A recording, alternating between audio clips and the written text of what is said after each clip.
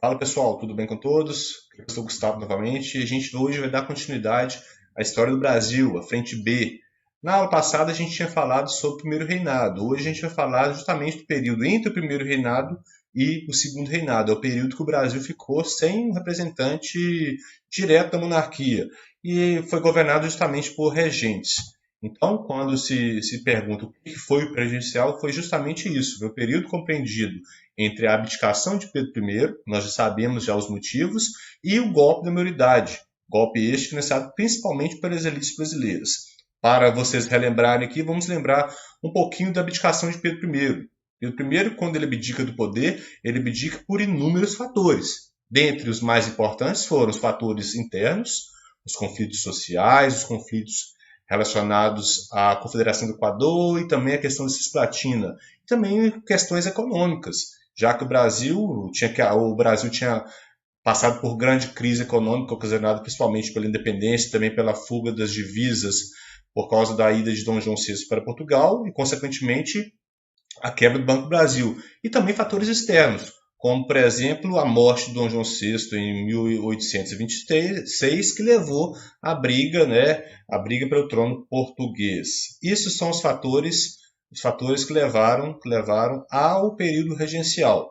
Vamos lá, então, qual é a importância de a gente estudar isso? Por que a gente estuda o período regencial? A importância é a seguinte: na falta de um poder monárquico, na falta de um rei, os regentes foram responsáveis pela continuidade, pelo fortalecimento da política imperial e também pela manutenção do território. Mas o que é isso? Por que eu estou falando disso?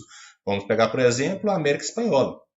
A América Espanhola, assim como o Brasil, era uma região onde se via de exploração, era colônia de exploração, e após a independência, qual a diferença em relação ao Brasil?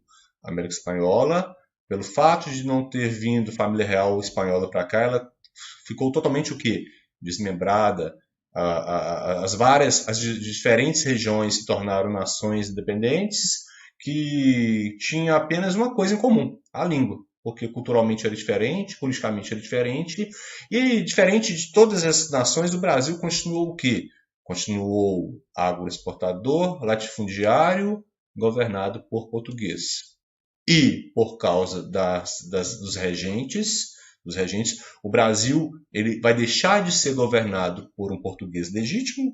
Dom Pedro I era português, mas Dom Pedro II não era, mas vai continuar com a mesma forma política, uma monarquia não absolutíssima, uma monarquia democrática, e o território continua praticamente o mesmo.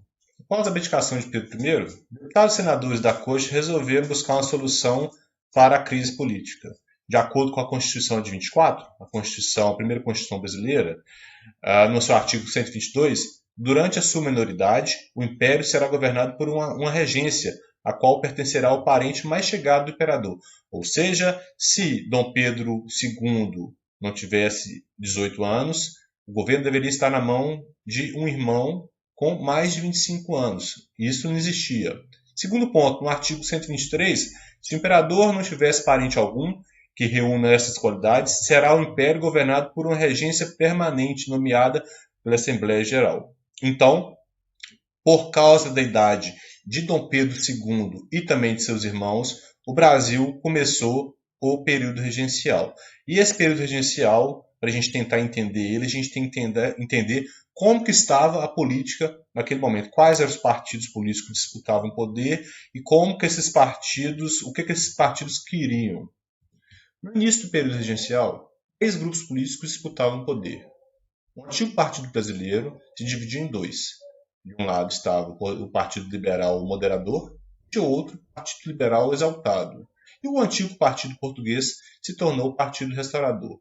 Vamos às características desses 3 partidos agora. Os liberais exaltados, também chamados farroupilhas, tinham como principal liderança o cirurgião, filósofo, jornalista e político Cipriano Barata, o mesmo que tinha participado da Conjuração Baiana, Revolução Pernambucana e também da Confederação do Equador. Não sei se vocês estão lembrados, a Confederação do Equador foi um grande fator responsável pelo fim do governo do primeiro reinado. Eles tinham como objetivo o fim do absolutismo, implementação da república ou, se não desse certo, a monarquia democrática, o federalismo.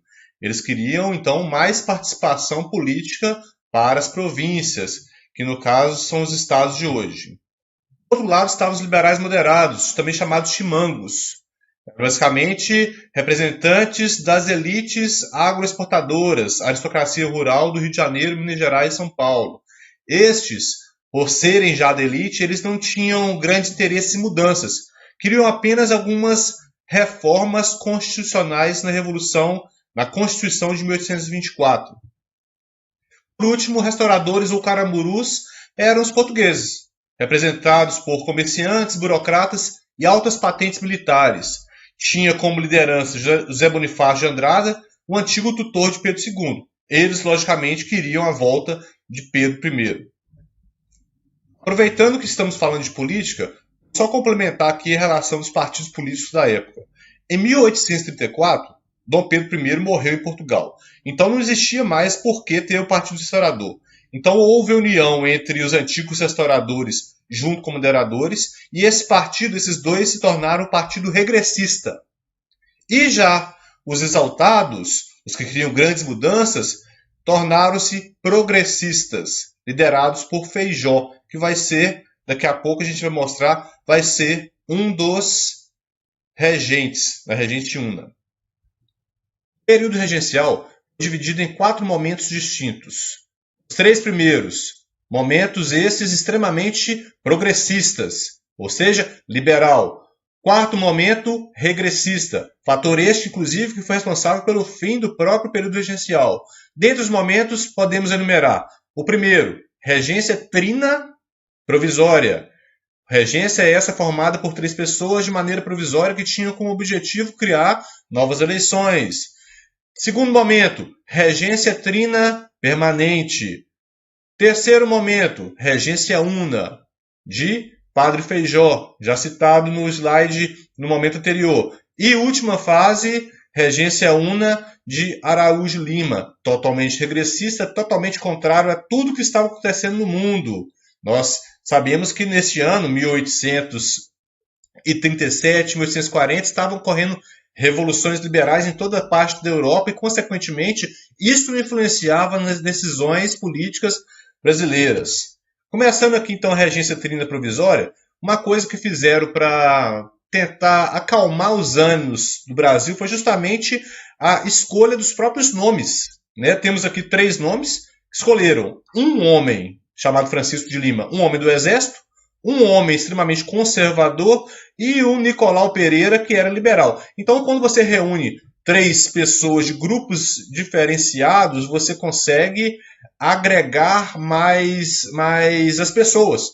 Assim como foi feito, não sei se vocês lembram, lá na crise da República Romana, fizeram um triunvirato, escolheram 3 governantes, pegaram, inclusive, Júlio César, nós falamos de Júlio César já. O segundo triunvirato romano também houve a necessidade de colocarem 3 pessoas distintas. E também, gente, ocorreu lá na França. Não sei se vocês lembram no final da Revolução Francesa, quando estavam ocorrendo aqueles conflitos entre jacobinos e girondinos, e aí eles têm a ideia de criar uma espécie de triunvirato, só que na França eles deram o nome de consulado. Nessa fase, inclusive, que Napoleão vai entrar e vai dar o golpe, vai se tornar imperador. Bem, a regência trina provisória justamente acontece esses pontos aqui. Primeiro ponto, a paz interna na política e também na sociedade, a expulsão dos estrangeiros do exército, suspensão do poder moderador. Se não tinha imperador, não tinha por que ter o poder moderador.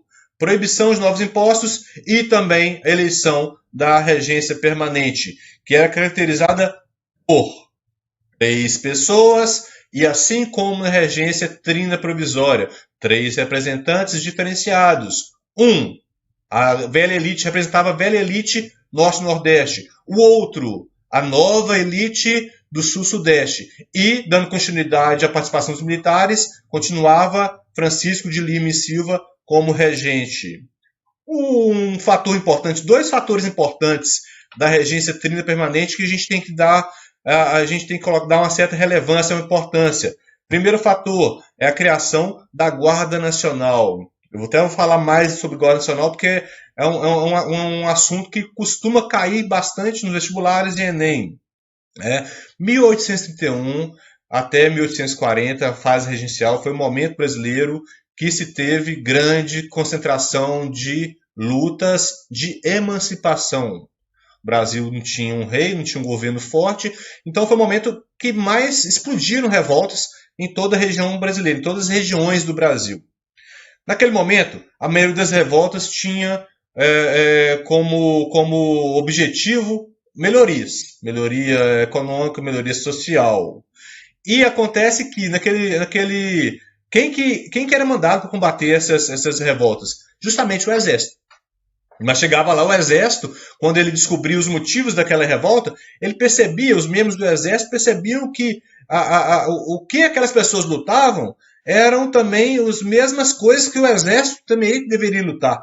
Porque os membros do exército não tinham um soldo, um salário bom, eles não tinham boas armas, eles não tinham qualidade nenhuma de vida.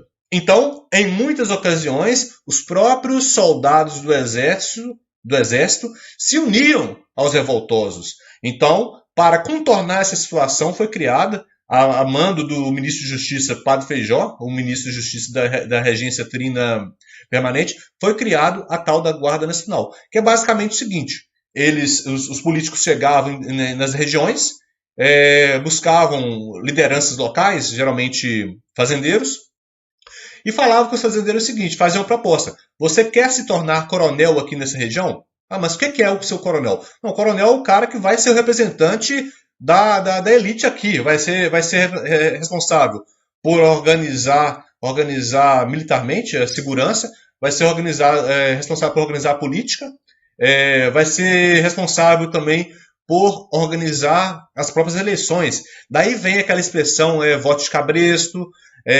coronelismo, curral eleitoral, tudo ocorre justamente na criação da Guarda Nacional. Guarda Nacional, então, surge coronéis, que na verdade não são coronéis de patente militar, mas são os líderes locais, e esses coronéis eles vão buscar pessoas e vão ser o prefeito, eles vão se tornar prefeitos, delegados, juízes das pequenas cidades ao longo do interior nacional. E também, não menos importante, é o ato adicional de 1834. Havia falado que as três primeiras fases do período regencial, né, a regência trina permanente, provisória, a regência trina permanente e a regência una de Padre Feijó, elas tiveram caráter progressista, ou seja, liberal. Então, eles criaram um ato adicional de 1834. Nada mais é que pegaram a Constituição de 1824 e deixaram essa Constituição mais liberal. Como assim mais liberal? Deram uma autonomia maior às províncias, deram uma liberdade política. O poder continuou na mão dos regentes, mas agora as províncias tinham uma certa liberdade. Como, por exemplo, temos aqui a criação das assembleias legislativas estaduais. Agora cada província tinha direito de criar suas leis, assim como é hoje.